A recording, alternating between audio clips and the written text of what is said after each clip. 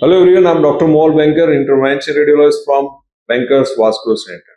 અને આજે હું તમને એક સવાલ પૂછવા માંગુ છું કે તમને શરીરમાં જ્યાં જોઈન્ટ પેઇન થાય, મસલ્સ પેઇન થાય અને તમે એ દુખાવાને તમે પેઇન કિલર લો છો દુખાવા માટે અને એ દુખાવો પેઇન કિલરની ગોળી જેવી અટકે એટલે ફરી તમારો દુખાવો પાછો આવી જાય. તો એકચ્યુઅલી ખરેખર તમારા શરીરને જરૂર શું છે? દુખાવાની ગોળીની કે બીજી કોઈ ટ્રીટમેન્ટની? આપણે આપણા શરીરમાં થતા જોઈન્ટ પેઇન, મસ્ક્યુલર પેઇન ને ઘણીવાર આપણે ઉંમર સાથે જોડી દઈએ છીએ. ઘણીવાર એવું થાય કે ભાઈ ચલો મેં કામ કર્યું છે, હું આરામ કરી લઉં એટલે સારું થઈ જશે. જુદી જુદી માન્યતાઓ સાથે આપણે જોડીએ છીએ આપણા શરીરના દુખાવાને. પણ ખરેખર શરીરને શું જરૂર છે? આરામની જરૂર છે.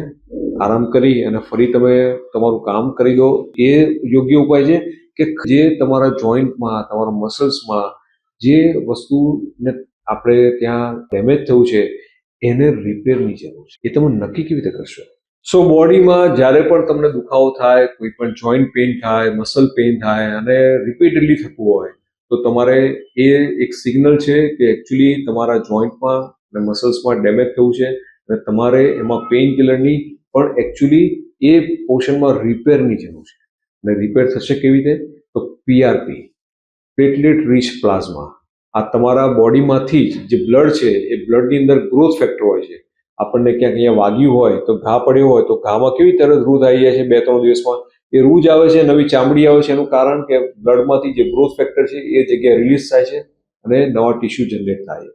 સો આ જ ગ્રોથ ફેક્ટરને તમારા બ્લડમાંથી છૂટા પાડી અને જે એને કહેવાય છે પીઆરપી, અને આ પીઆરપીને જે જગ્યાએ તમને દુખાવો હોય એ જગ્યાએ ઇન્જેક્ટ કરવામાં આવે તો એને કારણે પેશન્ટની જે જગ્યાએ પેઇન છે ત્યાં રિપેરિંગ એક્ટિવિટી બોડીમાં શરૂ થાય છે અને એને જ કારણે તમે તમારા શરીરમાં જોઈન્ટ પેઇન, મસલ પેઇનથી છુટકારો મેળવી શકો છો કોઈ પણ જાતના ઓપરેશન ટાંકા કટ વગર.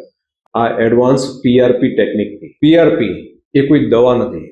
હું માનું છું ત્યાં સુધી એક ડિસિઝન છે તમારા બોડીને, તમારા જોઈન્ટને, તમારા મસલ્સને એ ફરીથી રિપેર કરી અને નોર્મલ પોઝિશનમાં લાવો.